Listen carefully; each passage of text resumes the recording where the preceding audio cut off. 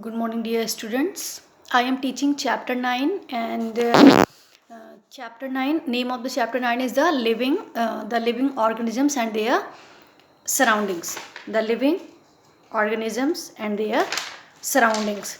So, yesterday I taught you about adaptation in different habitats.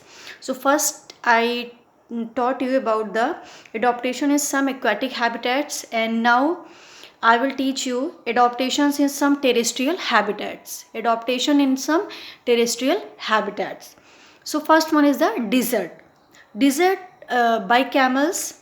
Adaptation by camels have been already discussed. Which kind of adaptations are present in the camels? You know that. And what happens in desert animals, like different types of animals are there, just like rats and snakes. Some animals do not have the long legs, and that camel has to stay away from the heat. For this, they stay deep inside burrows during the day in the sand and come out only during the nights when it is cooler. And adaptations in desert plants like cacti has already described. Mountain regions or very cold places. Animals like yaks, snow leopard lives in a very cold places, and different types of adaptations are present, are found in that animals. Just like these animals show thick skins or thick fur to protect from the cold. And while yak has a long hair, snow leopard has thick fur on its body.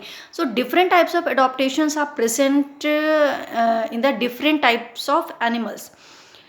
So what happens to trees in a mountain region? The trees are normally cone shaped and have sloping branches. Leaves in some cases are needle shaped. Grassland or forests. Organisms in these habitats show a number of adaptations, and let us study the adaptations found in lion and deer.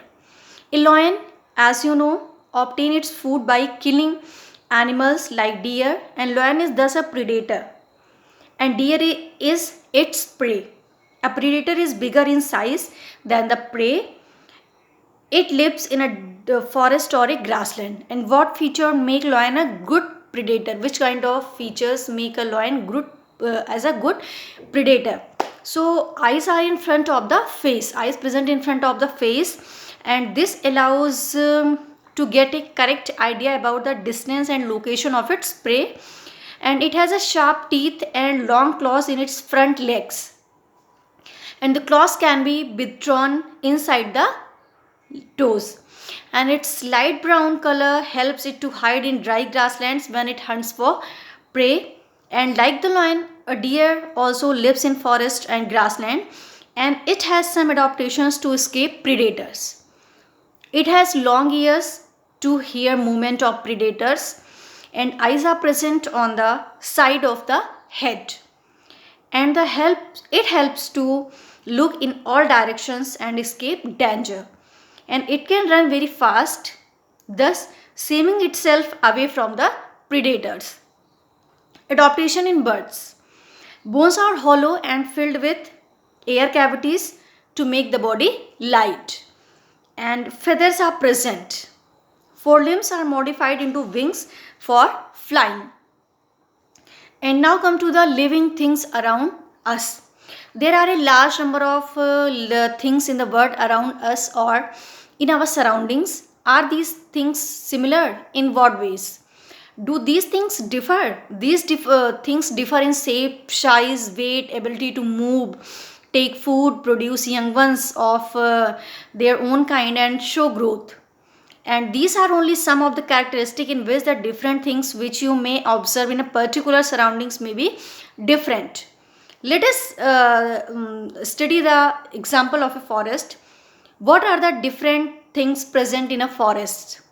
Trees, herbs, shrubs, climbers, birds, insects, snakes, water, and soil, air, rocks, stones, dried leaves, dead animals are some of the things present in a forest. And think of the object present in your home. You find people, cockroaches, mosquitoes, chair, table, fridge, gas stove, and many other items. Which of these objects are living and which one are the non-living things? You can categorize on the basis of what is the difference between living and non-living things. You can categorize. Till here you will take revision.